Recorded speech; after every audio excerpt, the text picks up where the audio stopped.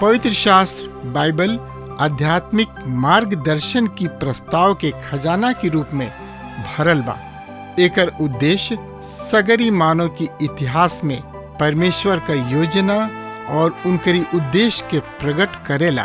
पौलुस कहलन, सगरी पवित्र शास्त्र परमेश्वर की प्रेरणा से रचल गई और सिखावे, ताड़े, सुधारे और धर्म की शिक्षा खातिर उपयोगी हवे, ताकि जे केहू परमेश्वर का होखे उ कुशल से होखे और हर एगो भल काम जिंदगी खातिर सजल रहे। जिंदगी के राह कार्यक्रम का यह लक्ष्य है कि सगरी बातन में आप सबका दिशा निर्देश करी, मने रास्ता दिखावी, कृपा करके देखी सुनी, ताकि परमेश्वर आपकी जिंदगी का मार्गदर्शक बन सके। प्रिय मित्र, ये अध्याय के शीर्षक है इस्राएली सब के द्वारा 7वां हाली धर्म त्याग। समसोन द्वारा इस्राएल सब के छुटकारा। ये विषय के अंतर्गत हम सिमसोन के शादी ब्याह के बारे में अध्ययन करेंगे। ये एगो बड़ा ही आश्चर्यजनक बात बा कि ऐसन आदमी के ऊपर परमेश्वर पिता के आत्मा उतरत रहे, पर इ निश्चित बात बा कि परमेश्वर समसोन के द्वारा क्रियाशील होत रहन। हमरा ऐसन आभास होता कि इ आदमी अपना जिंदगी के प्रत्येक कार्य क्षेत्र में कमजोर आदमी रहन। हम अध्याय 14 में उनका कमजोरी के बारे में देखे शुरू कर रहल बानी कि उ कौना कौना क्षेत्र में कमजोर रहन। एकरा बारे में जानकारी खातिर रउआ हमरा संगे आपन पवित्र शास्त्र बाइबल निकाली। हाँ, तो ओमे देखी न्यायों के किताब 14 अध्याय 1 पद से लेके 4 पद में इस तरी से लिखल बा। तब सिमसोन तिम्ना के कोयलन और वहाँ उ फलस्तीनी बेटी सब में से एगो लड़की के देखले। तब उ लौट के अपना बाबू महतारी से कहलन, हम तिम्ना में फलस्तीनी पुत्री सब में से एगो लड़की के देख ले बानी, अब तू ओकरा से हमार ब्याह करा दो। तब उनकर बाबू महतारी उनका से कहले, का तोरा हितई नतई में से या हमरा अपना कोनो लोगन में से कोनो लड़की नइखे कि तू खतना रहित फलस्तीनी में से लड़की से शादी करे चाहत रह? पर सिमसोन अपना बाबू से कहले, ओकरे के हमरा खातिर ले आता, काहे कि हमरा उहे बढ़िया लागतिया। पर समसोन के बाबू महतारी ई ना जानत रहन कि ई सब परमेश्वर की ओर से हो रहल बा, काहे कि परमेश्वर यहोवा फलस्तीनी सबके विरुद्ध अवसर खोजत रहन। ओ समय तो फलस्तीनी इस्राएल पर प्रभुता करत रहन। प्रिय मित्र, हम देख रहल बानी कि समसोन के ब्याह एगो चाल के रूप में प्रयोग हुई और यह तरी परमेश्वर इस्राएल के फलस्तीनी सबके हाथ से छुड़ई है। सिमसोन द्वारा एगो सिंह के हत्या और बुझल तो एकरा बारे में जानकारी खातिर वह हमरा संगे पढ़त चली। तो न्यायों के किताब 14 अध्याय के 5 से लेके 9 पद में यह तरी से बतावल गइल बा। सुनी। तब सिमसोन अपना बाबू महतारी के साथे तिम्ना के रवाना भइले और तिम्ना के दाग के बगीचा तक पहुँचले और देखा एगो जवान सिंह गरजत उनका ओर बढ़ल, यानी कि आइल, और परमेश्वर यहोवा के आत्मा उनका पर उतरल कि ऊ खाली हाथ होत भी ऊ ओकरा के ऐसन चीर दिहलन जैसे कि एगो बकरी के बाचा होखे। पर ऊ अपना बाबू महतारी के ना बतौले कि ऊ का कोइले रहन। तब ऊ जाके ओ लड़की से बतियौले और ऊ लड़की सिमसोन के बढ़िया लागल। कुछ समय के बाद जब ऊ ओकरा के ले आवे खातिर लौटले त ऊ मुड़ के सिंह के लोथ के देखे खातिर गोइलन और देखा वहां ओकरा सिंह के पसली में मधु सहित मधुमक्खी सब के एगो झुंड रहे। तब ऊ ओकरा में से कुछ मधु कुरेद के अपना हाथ में लिहलेन और खाते खाते चले दिहले। जब ऊ अपना बाबू महतारी के पास पहुंचले तो ऊ कुछ ओहनी लोग के भी दिहले और ओहनी लोग ओकरा के खैले। पर ऊ ओहनी लोग के ई ना बतौले कि ऊ एह मधु के सिंह के पसली में से कुरेद के निकल ले बानी। प्रिय मित्र, यहाँ पहला हाली नाजिर के व्यवस्था के उल्लंघन करत हन जौन की परमेश्वर की ओर से माना कोइल गोल रहे कि कौन लोथ के मत छुईह। पर यहाँ प्रभु परमेश्वर के आज्ञा के उल्लंघन कैले। यही जैसे सिमसोन के आज्ञा उल्लंघन शुरू हो जाता। फिर भी परमेश्वर इनका के मौका पर मौका दे रहल बाड़े पर ई समझत नइखन। आई एकरा आगे का हो रहल बा तो एकरा बारे में जानकारी खातिर न्यायों 14 अध्याय के 10 पद से लेके 14 में इस तरी से लिखल बा।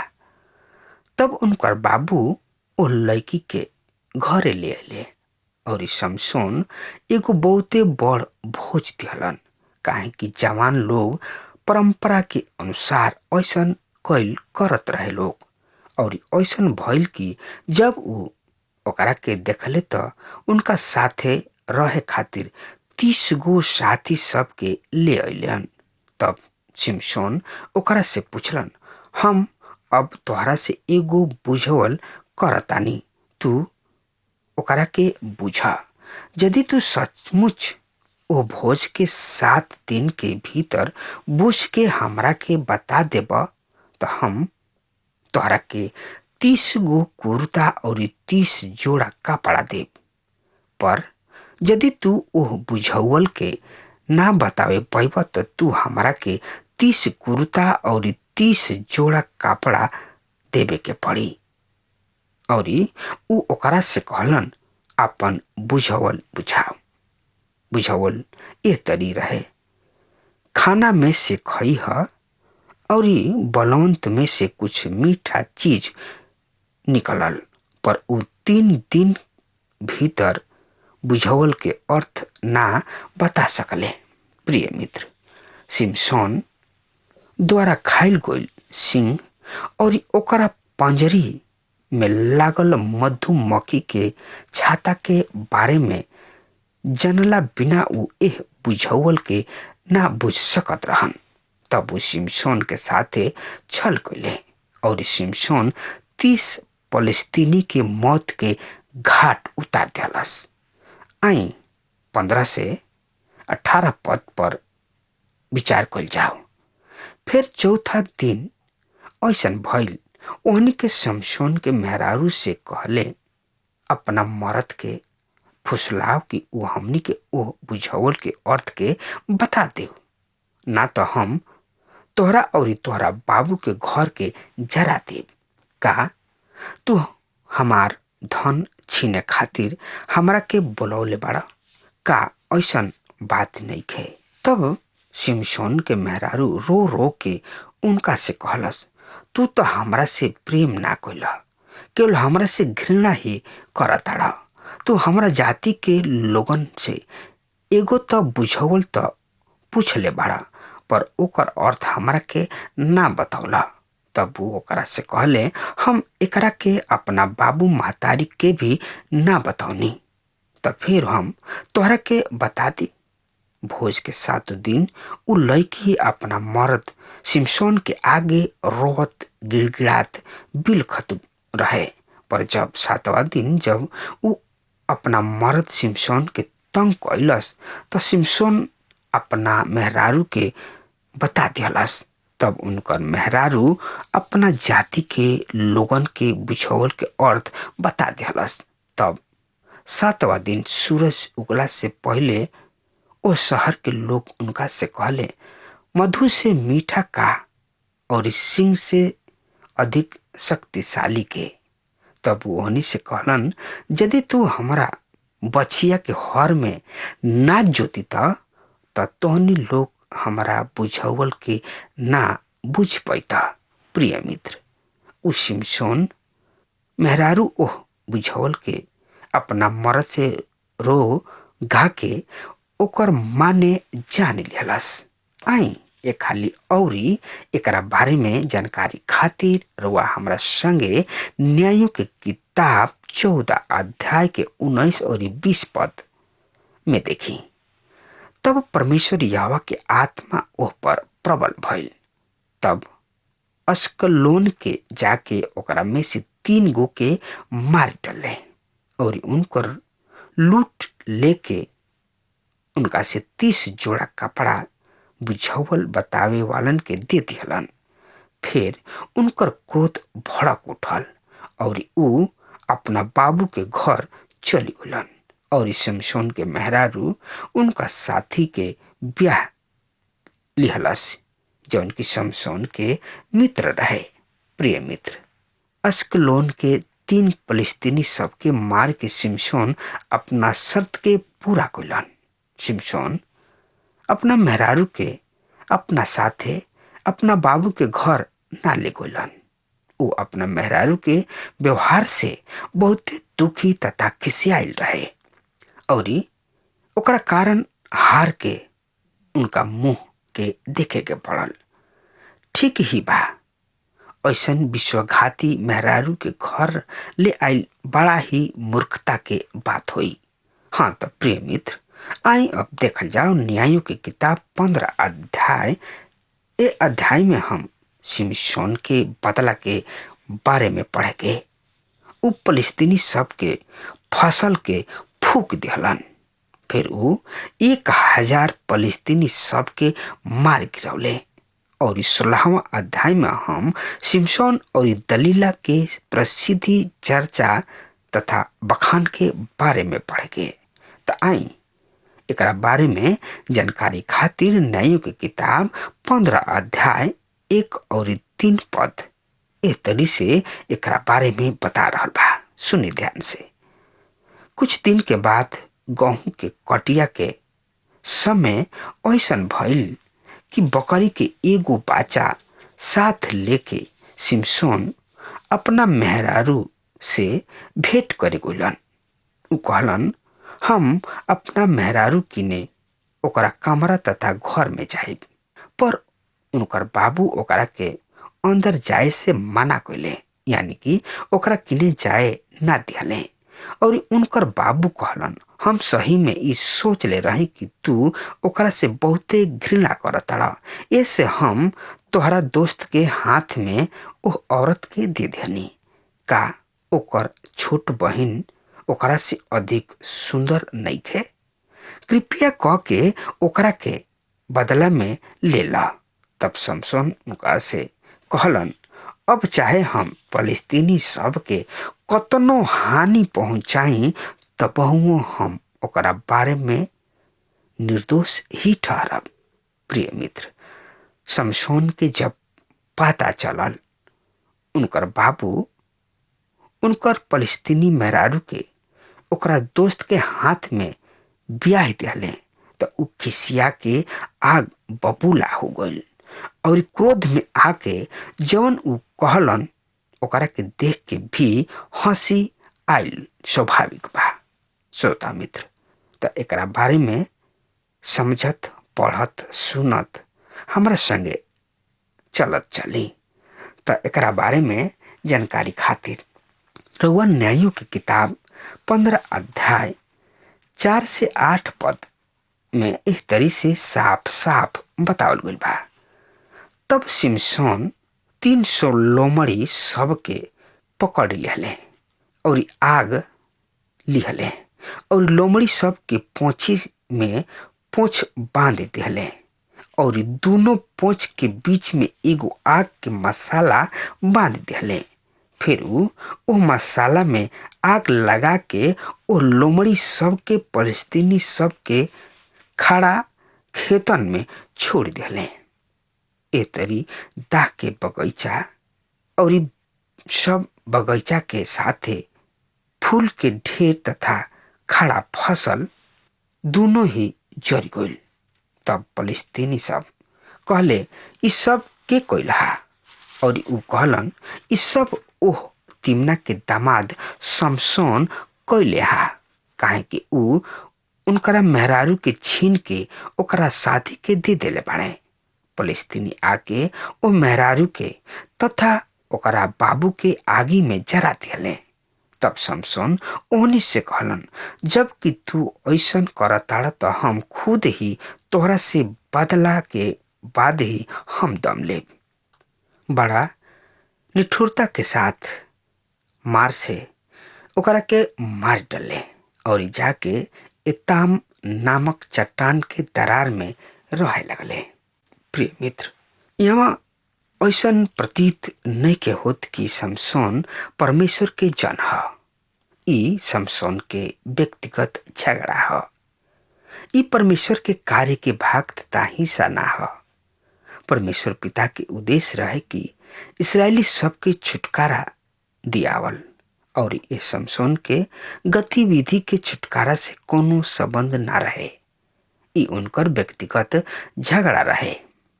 एक घटना के बाद समसोन एताम नाम के चट्टान के दरार में रहे लगले।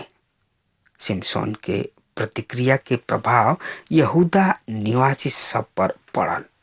15 अध्याय के 9 से 15 पद हम पढ़ रहल बानी, सुनी। तब फलस्तीनी चढ़ाई क के यहूदा में डेरा डंटा डले और लही में फैल गइलन। तब यहूदा के लोग पूछले तू हमरा पर आक्रमण काहे कइला? और ऊ कहले हम सिमसोन के बांधे खातिर आइल बानी कि जैसन ऊ हमरा साथे कइले बाणे हमहू उनका साथे ओसही करब। तब यहूदा के 3000 पुरुष सबके एताम के चट्टान के दरार में जाके सिमसोन से कहलन का तू नइखी जानत कि फलस्तीनी हमरा पर राज करेलन? पर तू हमरा में से ऐसन काहे कइला हा? और ऊ ओकरा से कहलन जैसे ऊ हमरा साथे कइले हा हम ओहनी के साथे ओसही कइनी हा। और ओहनी के ओकरा से कहलन कि हमनी के एह खातिर आइल बानी जा कि तोहरा के बांध के फलस्तीनी के हाथ में दे दी जा। ए खातिर हमनी के आइल बानी जा। तब सिमसोन ओहनी से कहलन हमरा से क्रिया खा लो तथा शपथ खा लो कि तोहनी लोग हमरा के मार ना डल बजा। ओहनी लोग उनका से कहलन ना, पर हम तोहरा के कस के बांध देब और ओकरा हाथ में दे देब जा, पर हमनी के तोहरा के पक्का जाना कि ना मारब जा।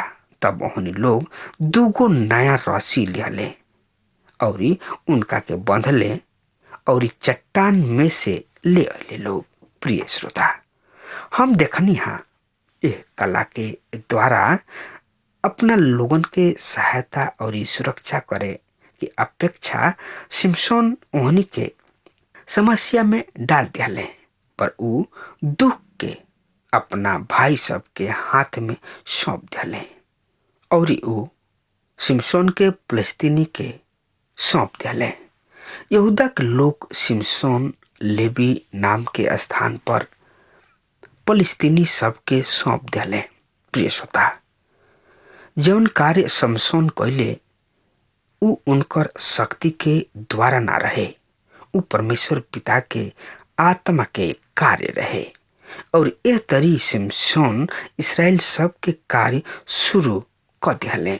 एकरा बारे में आगे आवे वाला अध्याय में देखेंगे। तब तक खातिर रउआ हमरा के आज्ञा दी। परमेश्वर रउआ के बहुते बहुते आशीष देस। आमीन।